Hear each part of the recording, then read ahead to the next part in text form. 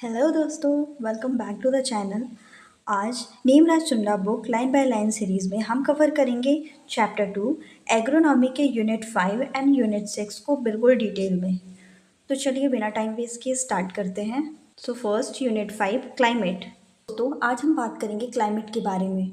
और क्लाइमेट समझने से पहले सबसे पहले दो बेसिक चीज़ें क्लियर करनी पड़ेंगी, जैसे वेदर क्या होता है और एटमॉस्फेयर क्या होती है। तो सबसे पहले देखते हैं वेदर। वेदर का मतलब है किसी एक जगह पर किसी एक टाइम पर एटमॉस्फेयर की कंडीशन कैसी है, दैट इज़ वेदर। एग्जाम्पल, जैसे आज इंदौर में सुबह धूप थी, दोपहर में बारिश आ गई और शाम को ठंडी हवा चल रही है।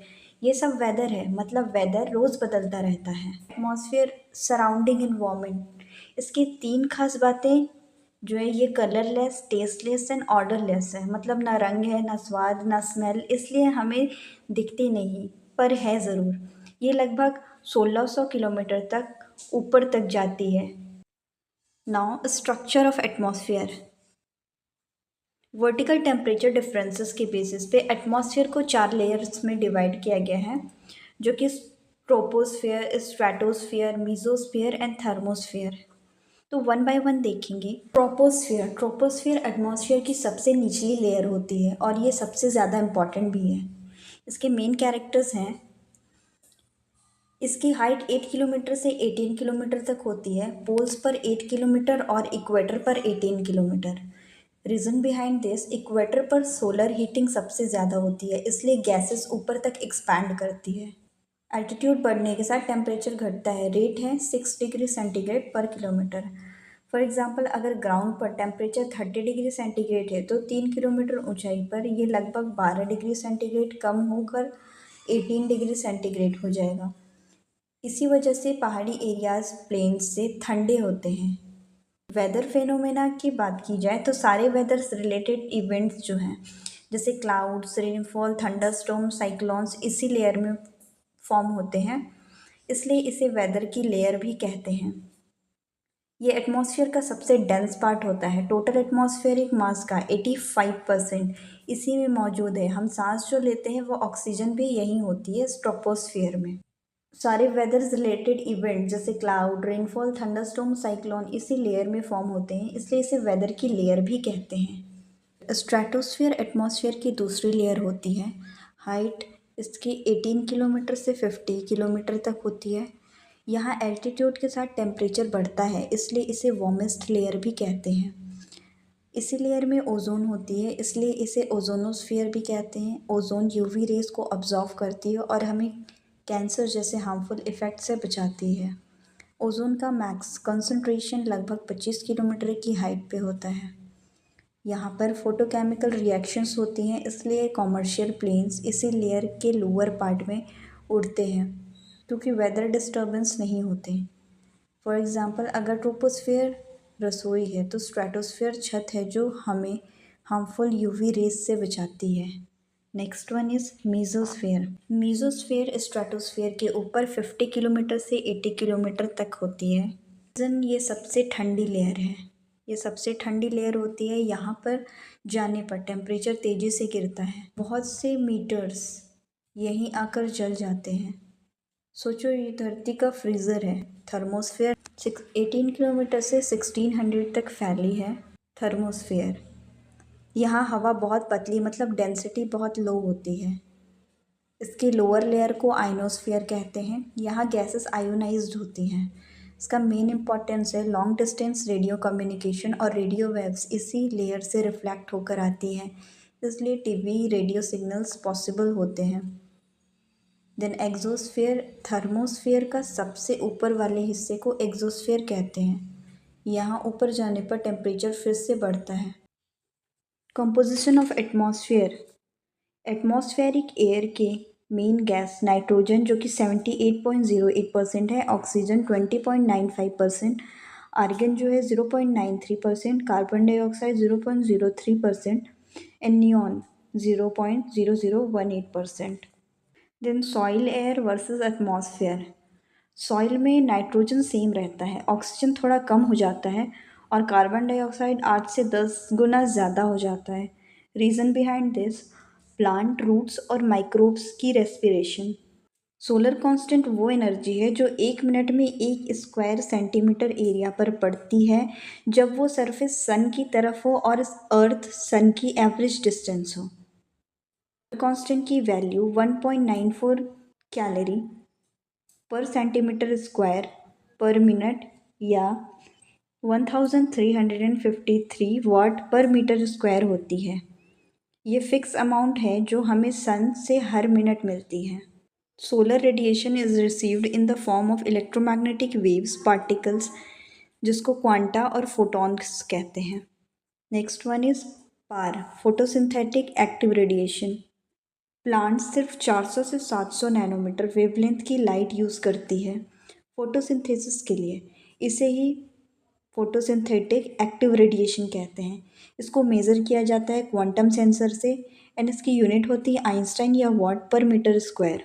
Lux is the oldest unit to measure intensity या brightness of solar radiation. Spectrometer जो होता है मेज़र करता है सोलर रेडिएशन को इन नैरो वेव बैंड्स में।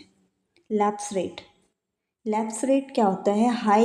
हाइट बढ़ने पर टेम्परेचर गिरने को लैप्स रेट कहते हैं। नॉर्मल लैप्स रेट जो होता है 6.5 डिग्री सेंटीग्रेड पर किलोमीटर होता है। ड्राई एडियाबेटिक लैप्स रेट जो होता है 10 डिग्री सेंटीग्रेड पर किलोमीटर। जब टेम्परेचर गिरने की जगह बढ़ने लगे उसे टेम्परेचर का इन्वर्जन कहते हैं। सर्दी में फॉग इसी वजह से होती है। Next one is albedo. Albedo incoming solar radiation का कितना परसेंट सरफेस वापस रिफ्लेक्ट कर देती है। रेंज जो होता है नॉर्मल सरफेस से 23 से 30%। एग्जाम्पल फ्रेश स्नो का एल्बिडो 75 to 95% होता है। इसलिए स्नो वाले एरियाज ज़्यादा ठंडे लगते हैं क्योंकि वो ज़्यादा रोशनी वापस रिफ्लेक्ट कर देते हैं। इसको परसेंटेज में एक्सप्रेस किया जाता है। The albedo of crop surface is ranging between 23 to 30%। Albedo of fresh snow is ranging from 75 to 95%. Cyclone एक रफली सर्कुलर लो प्रेशर एरिया होता है जिसका डायमीटर 100 से 1000 मील्स तक हो सकता है।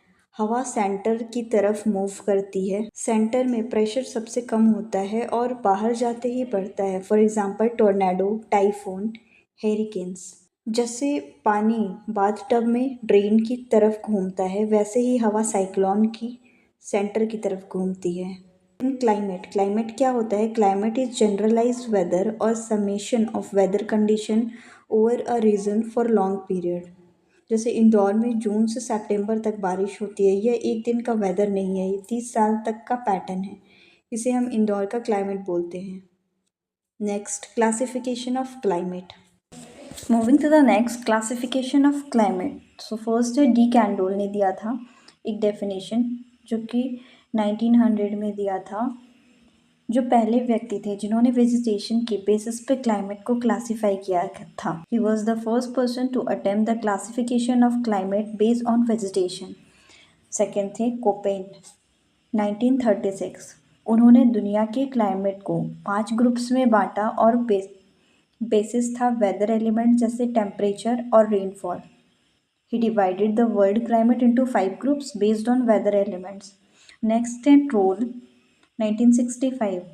ये क्लासिफिकेशन अफ्रीका और अमेरिका के ट्रॉपिकल जोन की वेजिटेशन समझने के लिए बेस्ट है। नोट, इक्रिस एट हैदराबाद ने इसी मेथड को इंडिया के सेमी एरिड ट्रॉपिक्स क्लासीफाई करने के लिए यूज़ किया। Next one is Thornthwaite. इन्होंने पीई इंडेक्स यूज़ किया।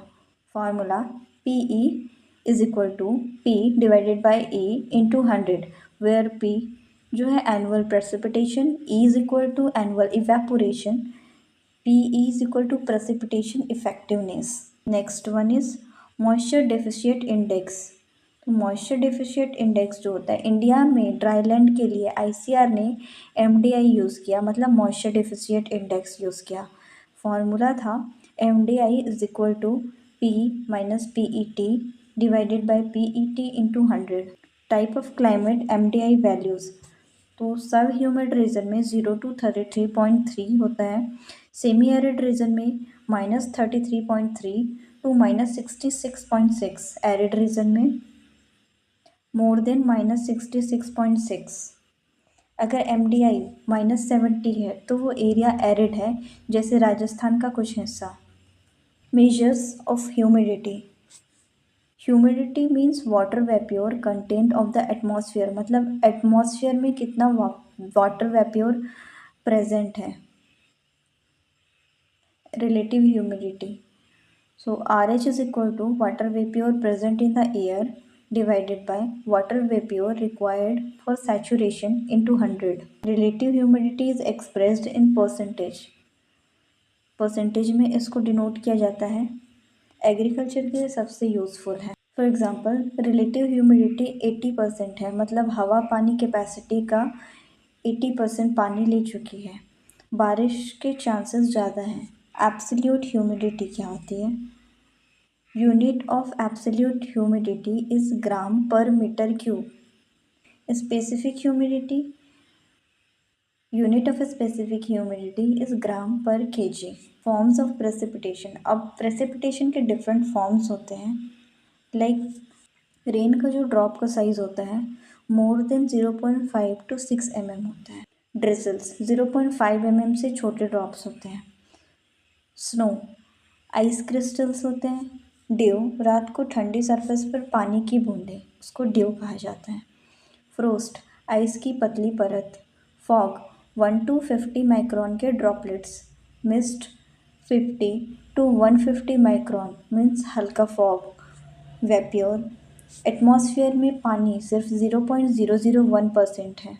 Moving to the next, temperature it is the most important variable of weather.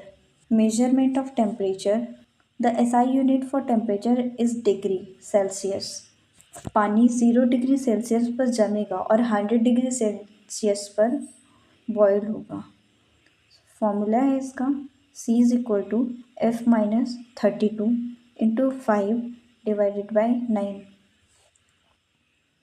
Fahrenheit, पानी 32 डिग्री फ़ारेनहाइट पर फ्रीज होगी, जम जाएगी और 212 डिग्री फ़ारेनहाइट पर बॉयल होगी। इसका फॉर्मूला है F is equal to C into 9 divided by 5 plus 32। Kelvin absolute temperature, जब मॉलिक्यूल्स की मूवमेंट ज़ीरो हो तो 0 डिग्री केल्विन। पानी का मेल्टिंग पॉइंट 273 डिग्री केल्विन होता है एंड बॉइलिंग पॉइंट जो होता है 373 डिग्री केल्विन। फॉर्मूला होता है इसका kelvin is equal two degree Celsius plus 273। So next one is instrument. So first है मैक्सिमम थर्मोमीटर। मैक्सिमम थर्मोमीटर क्या होता है? दिन का सबसे ज़्यादा टेम्परेचर मेज़र करता है। इसमें मर्क्यूरी भरी होती है। एक हॉलो ग्लास का ट्यूब होता है जिसमें मर्क्यूरी भरी होती है। Second one is minimum thermometer. ये रात का सबसे कम टेम्परेचर मेज़र करता है। इसमें अल्कोहल भरी होती है। ग्लास का एक ट्यूब होता है जिसके बल्ब में अल्कोहल भरा होता है। नेक्स्ट है सॉइल थर्मोमीटर। ज़मीन के अंदर का टेम्परेचर नापने के लिए बल्ब थोड़ा बेंड होता है। थर्मोकपल्स, सॉइल टेम्परेचर नापने के लिए 2 टाइप्स थर्मो इलेक्ट्रिक और रेजिस्टेंस वाले थर्मोकपल्स का यूज़ करते हैं। अब हम समझेंगे कि मैप पर जो आइसो वाली लाइंस होती हैं उनका मतलब क्या होता है। आइसो एक ग्रीक वर्ड है जिसका मतलब होता है इक्वल, दैट मीन्स बराबर, किसी चीज़ के बराबर। सो फर्स्ट है contour. Contour lines joining equal elevation और height above sea level. For example पहाड़ के टोपोग्राफिकल मैप में देखा होगा, जितने पास पास कंटूर लाइंस होंगी उतना तेज़ ढलान होगा। इसका यूज़ होता है एग्रीकल्चर में लैंड लेबलिंग और सॉइल को कंजर्वेशन के लिए। Second one is isopleths, line joining equal value of any phenomenon. For example अगर आप किसी भी डाटा को मैप पर दिखाना चाहें, पॉपुलेशन, क्रॉप यील्ड, तो वो आइसोप्लेट ही है। Next one is isobar, lines which is connecting points of equal atmospheric pressure. For example weather news में मैप पर गोल लाइन्स दिखती हैं, जहाँ आइसोबार पास होते हैं वहाँ विंड तेज़ होती है। साइक्लोन के सेंटर में प्रेशर सबसे कम होता है।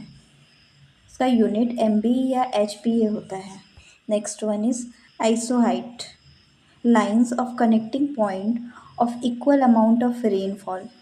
इसका मतलब है अगर भोपाल और इंदौर दोनों में 800 mm बारिश हुई तो दोनों को एक आइसोहाइट लाइन से जोड़ देंगे। ये देखने के लिए कि किस एरिया में कितनी बारिश होती है, इरिगेशन प्लानिंग में काम आता है ये। आइसोप्लूवियल, नो, सो हेड का आइसोबाथ। आइसोबाथ होता है lines which connecting points of equal water table elevation. खेत में अगर 3 जगह पानी 10 फीट नीचे मिला तो उन 3 पॉइंट को आइसोबाथ से जोड़ देंगे। इसका यूज़ ग्राउंड वाटर स्टडी करने के लिए होता है। आइसोहेल, आइसोहेल क्या होता है? Line which connecting point of equal sunshine hour. मतलब राजस्थान में 10 घंटे धूप और गुजरात के कुछ हिस्से में भी 10 घंटे धूप, दोनों को आइसोहेल लाइन जोड़ेगी। इसका मेन यूज़ क्रॉप सिलेक्शन में जिनको ज़्यादा धूप चाहिए जैसे कॉटन, उनके लिए होता है। Isophane, isophane lines which connecting points of similar seasonal phenomena. जहाँ आम के पेड़ पर मार्च में फूल आते हैं, उन सारी जगह को आइसोफेन से जोड़ देंगे। ये फेनोलॉजी के लिए यूज़ होता है। Isotherm,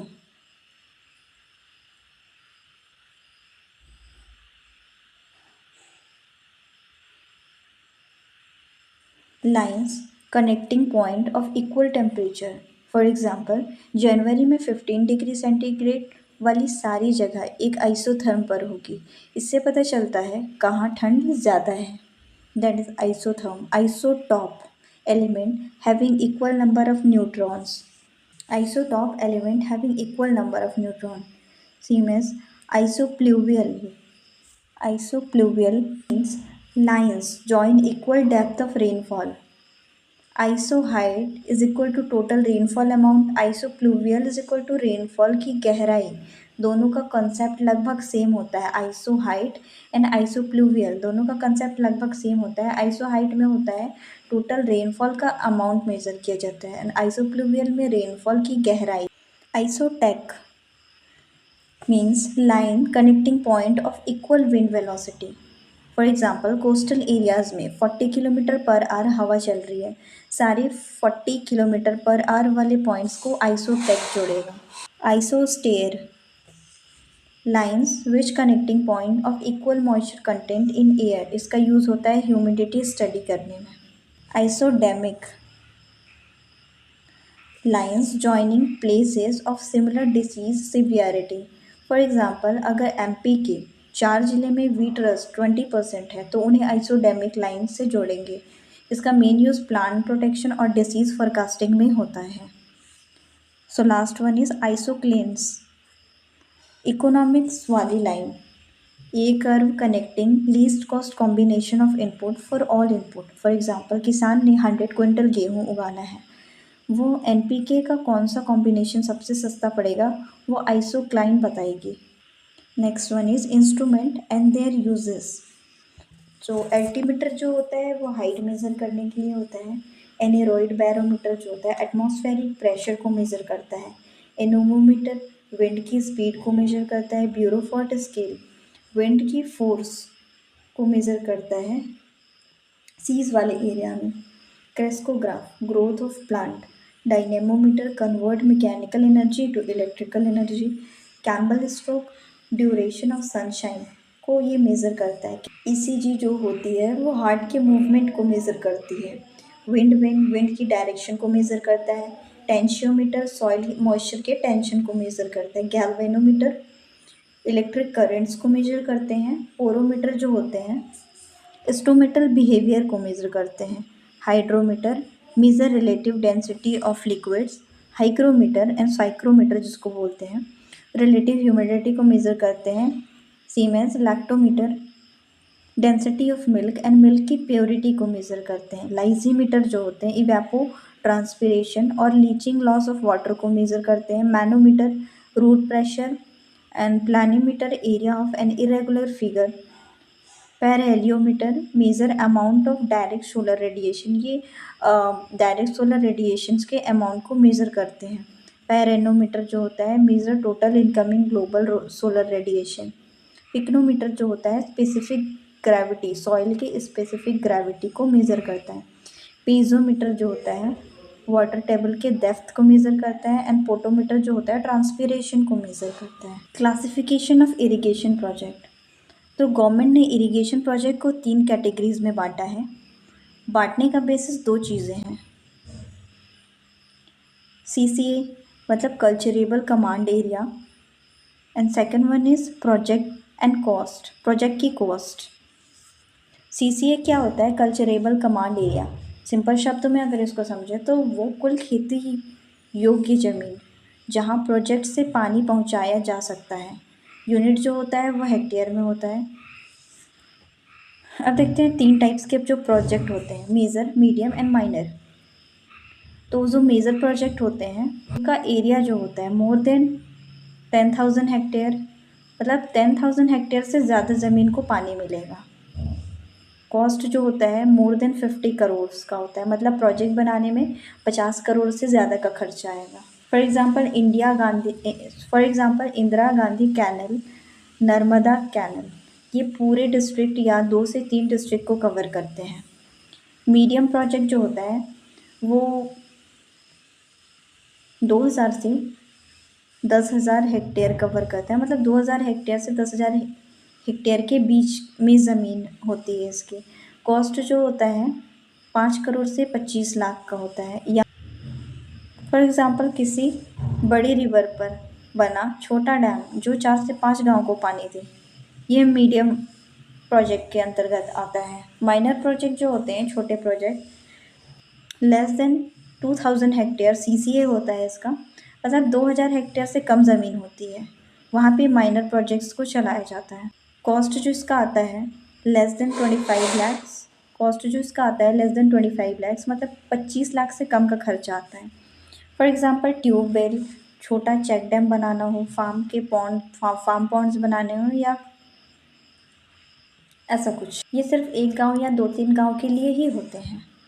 Here we are moving to the unit 6, which is monsoon. The word monsoon has originated from the Arabic word museum, which means season. Then monsoon is often refers to seasonal reversal of wind over the Indian Ocean, especially in Arabian Sea. Monsoon का मतलब है seasonal reversal of winds, ये Indian ocean के ऊपर देखा जाता है, खास करके अरेबियन सी में। India north east trade wind zone में सिचुएटेड है। एग्जाम पॉइंट ऑफ व्यू से it is very important. Average precipitation of India 1194 mm, total rainfall जो होता है 400, average number of rainy days per year 130 days हैं। Rainy day वो दिन होता है जिसमें 24 घंटे में 2.5 mm से ज़्यादा रेनफॉल होती है। ओके, अब हम साउथ वेस्ट मानसून और नॉर्थ ईस्ट मानसून के बारे में डिटेल में समझेंगे। So the south west monsoon हर साल 1 जून के आसपास साउथ इंडिया में पहुंचता है। ये केरला के कोस्ट पर सबसे पहले आता है और जुलाई के बीच तक ये पूरे इंडिया को कवर कर लेता है। और इसका विड्रॉल 1 सितंबर से वेस्टर्न राजस्थान से स्टार्ट होता है और 15 अक्टूबर तक ये पूरे देश से वापस चला जाता है।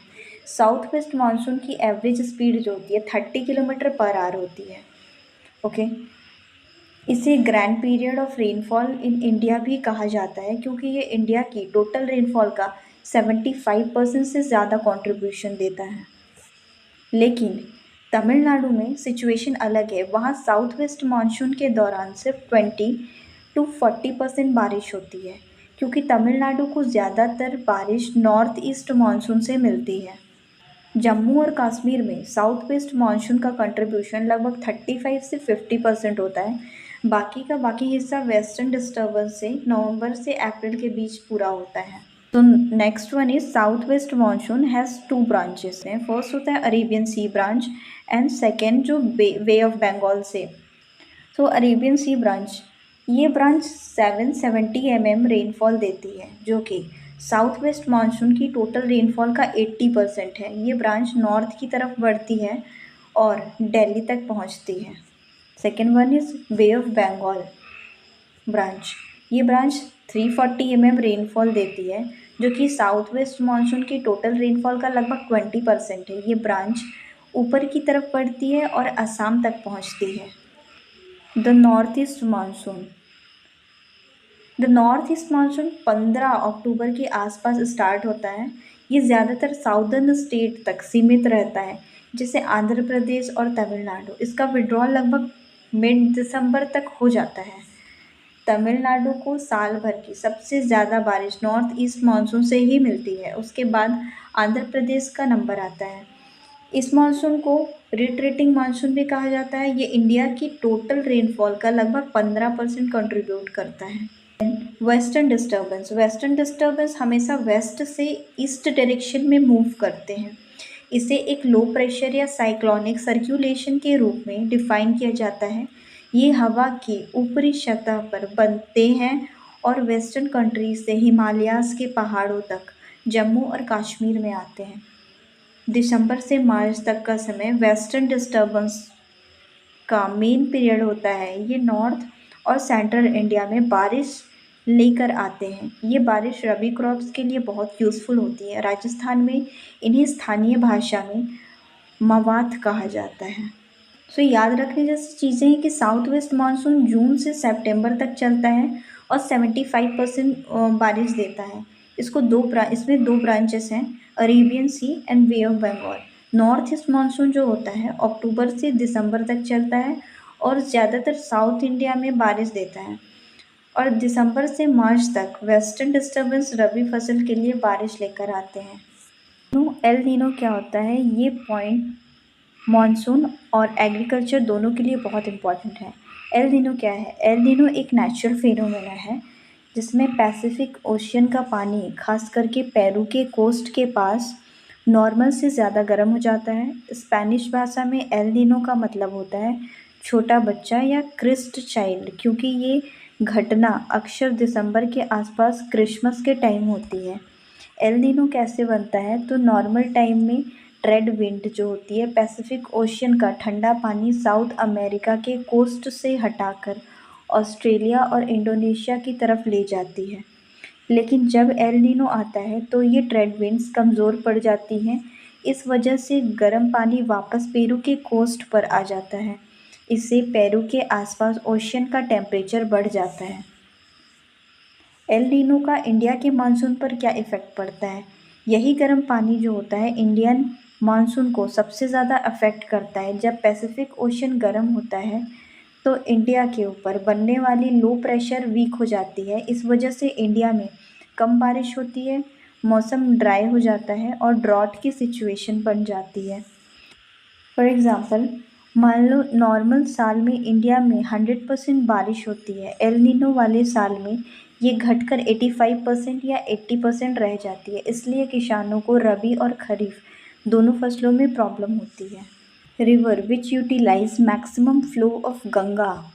एल नीनो के साल में गंगा का फ्लो भी कम हो जाता है क्योंकि बारिश कम होती है। So next topic, artificial rain making और क्लाउड सीडिंग।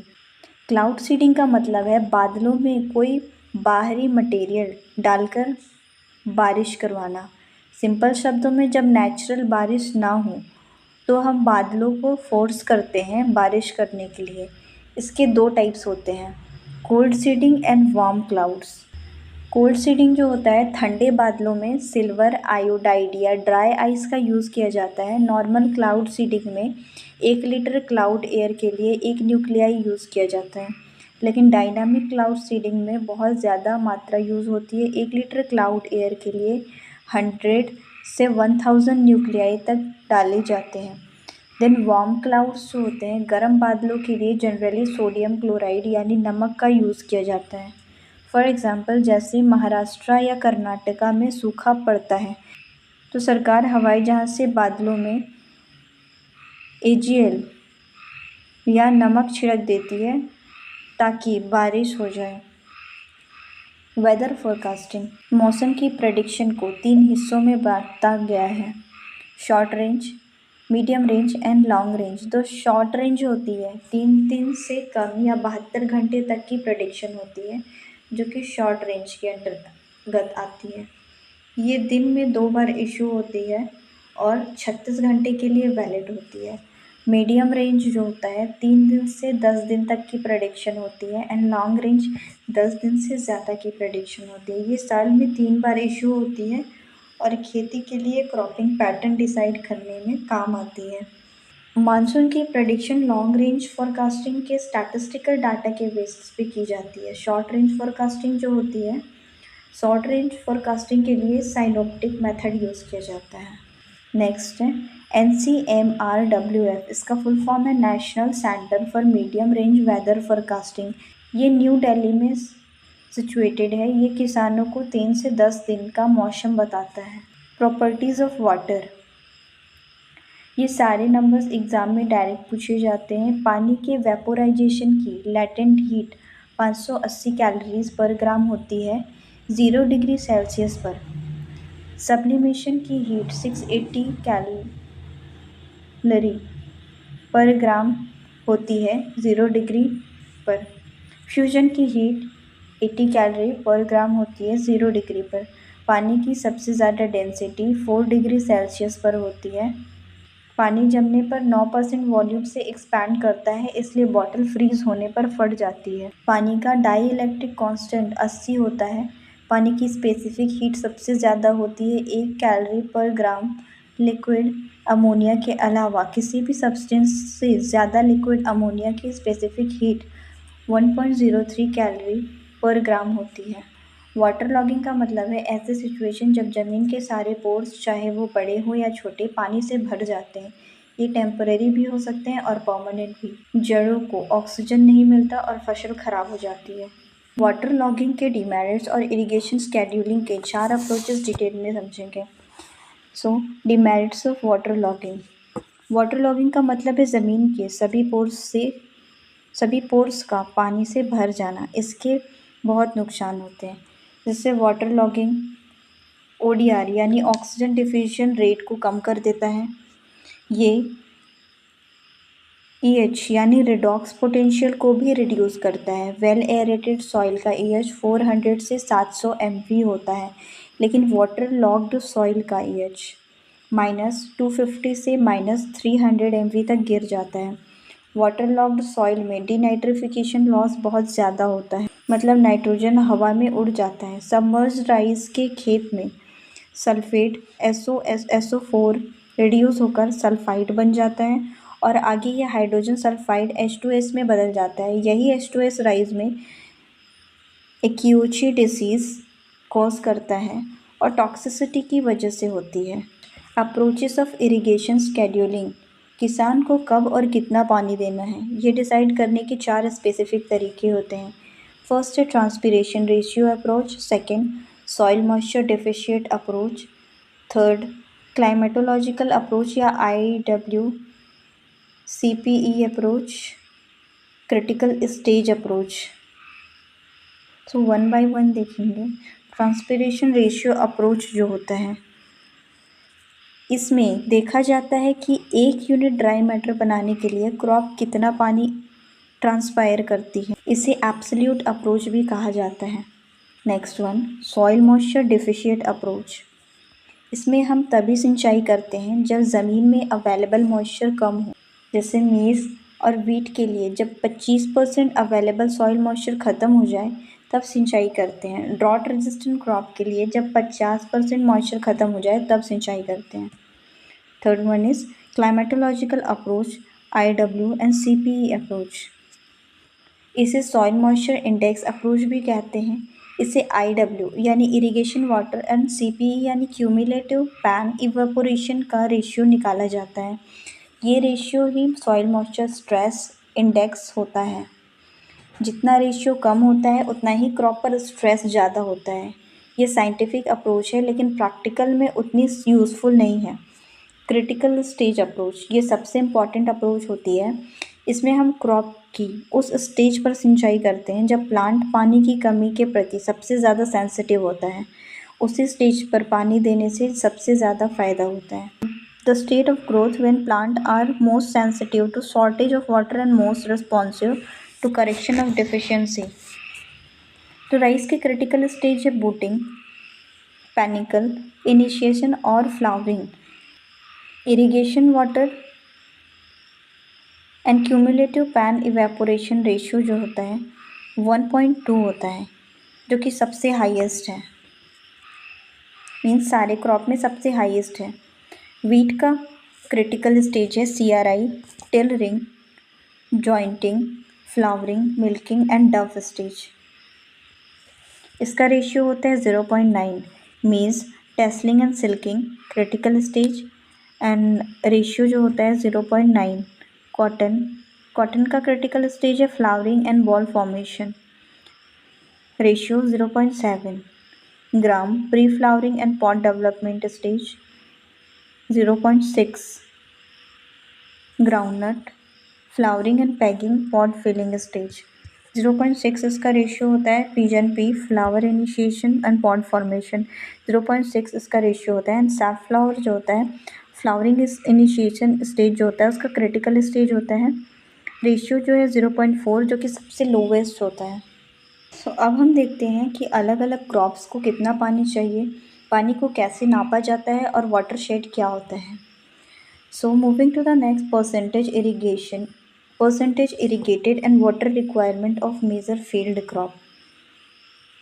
तो हर क्रॉप का पानी का रिक्वायरमेंट अलग होता है। जैसे शुगर कैन 93% एरिया इरिगेटेड है और इसे 1500 से 2500 mm पानी चाहिए होता है। ये सबसे ज़्यादा पानी को अपटेक करता है। वीट का 85% एरिया इरिगेटेड है और इसे 650 to 800 mm पानी चाहिए होता है।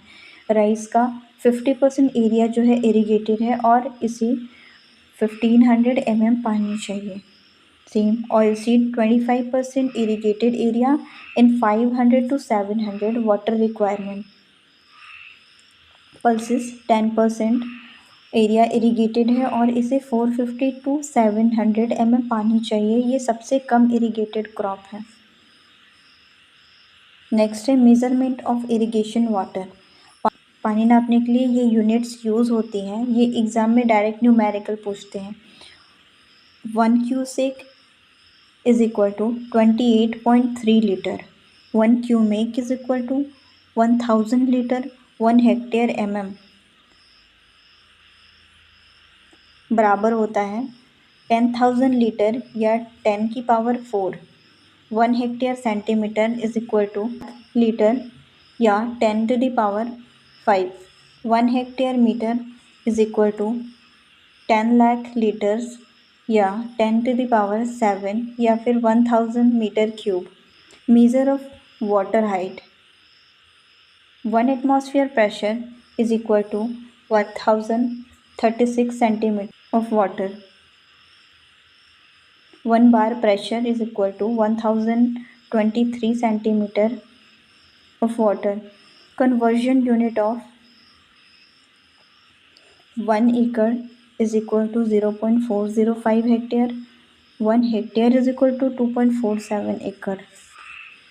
Ploughing is classified according to CREDA Hyderabad 1985।